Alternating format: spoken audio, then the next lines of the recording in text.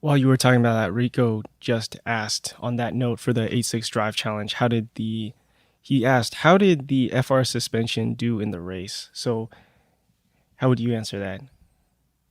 Yeah, right off the bat, we were Joe McGuigan was our first driver, and if you guys aren't familiar, he's been in the racing community for a long time. He started off with drifting an IS 300, and he got into the 8.6 Drive Challenge with Rebecca's FRS, which he's pretty much turned into a track car at this point.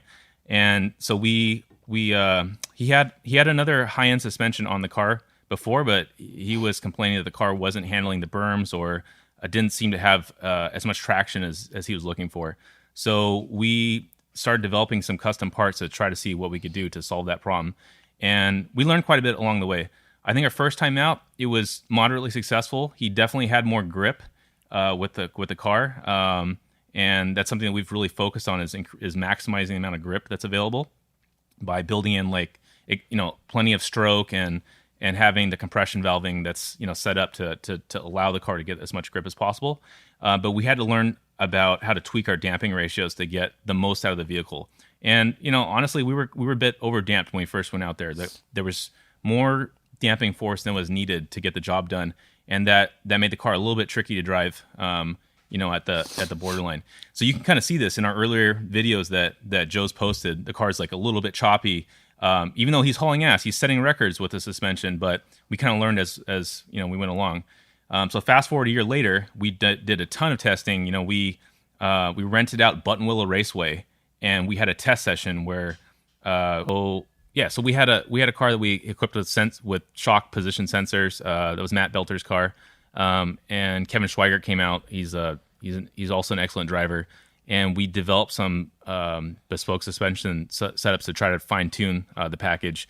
We went as far as buying some very expensive Penske three-way reservoirs, and we got some consultation help from them, and we installed Penske reservoirs on the suspension that we tested at Button Willow. And the reason we did this is so we could very quickly adjust the low speed and high speed compression curves, so we could make sure that we're getting the performance we wanted when hitting berms or when attacking corners, and through the transitions. And so that really helped a lot, because we could take that information with the dyno plots that we had for all these different sweeps that we had with the Penske reservoirs, and we could go to the track and we could test at all these different settings to see, what happens if we have this much high speed compression or, this much low speed compression. And we did, a whole day of testing with different tires and, all this at Button Willow. And then we came back and we built our one-way ClubSpec Pro to use that same kind of curve, and went back and validated it again at the track, and the results were fantastic. The drivers actually liked our setup more than with the Penske canisters, and that's because we did some low-speed tweaks that really helped things along. But the reason I say this is because we just want to emphasize that we tested the suspension a lot, and it took a lot of time and cost a lot of money for us to get to that point. But the end result is we're building suspensions that are allowing people to shave off. I think Josh said he saved 7 seconds versus his last time out at Coda, in which may not be just the suspension alone, but he was saying that the car felt a lot more predictable and easier to drive at the limit.